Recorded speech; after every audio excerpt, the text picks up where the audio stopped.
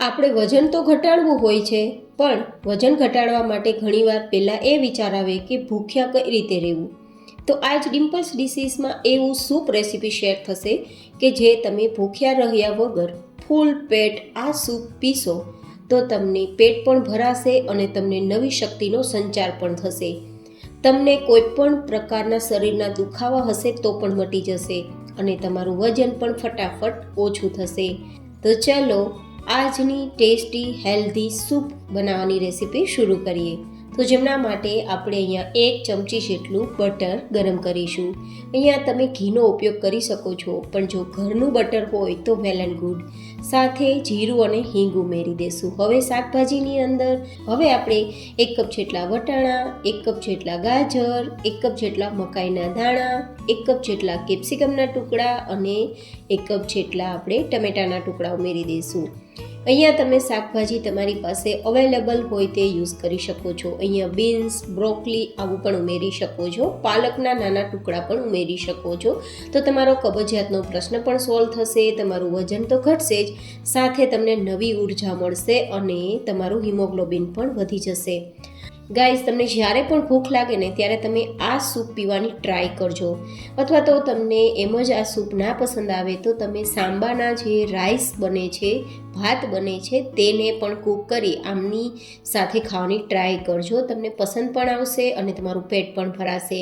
અને જો તમે થોડા દિવસ માટે બંને ટાઈમ આ વસ્તુ લેવાની ટ્રાય કરી તો તમારું વજન ખાસું એવું ઘટશે.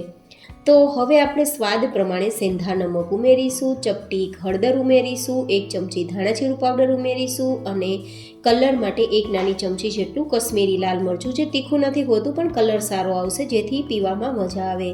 હવે 1 પેકેટ મેજિક મસાલા. આ મસાલા છે થોડા સ્પાઇસીસ એડ થવાના કારણે આપણે સ્વાદ તો આવશે જ અને તમને શિયાળાની ઠંડીથી પણ બચાવવામાં હેલ્પફુલ થશે. તો અત્યારે આપણે આ મસાલો ઉમેરેલો છે. જો કે તમારે ના ઉમેરવો હોય તો સ્કીપ પણ કરી શકો છો. અને પછી બધું મિક્સ કરી 2 ગ્લાસ જેટલું પાણી ઉમેરીશું.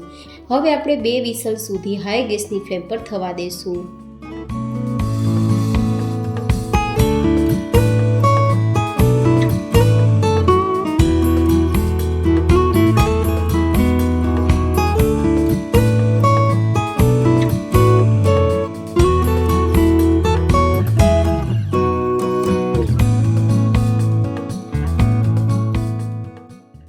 બે સીટી થઈ ગઈ છે અને ઓલમોસ્ટ આપણી બધી સબ્જી કૂક થઈ ગઈ છે, કારણ કે ફ્રેશ સબ્જી કૂક થતાં સમય નથી લાગતો. અને અત્યારે આપણે જે લિક્વિડ ઉમેરેલું હતું તે બરાબર રીતે છે, કારણ કે લિક્વિડ જેટલું તમે પીશો તેટલું તમારી ફેટ છે તે બર્ન થશે અને તમને એનર્જી તો બૂસ્ટ થશે જ પણ વેટ પણ લોસ થશે.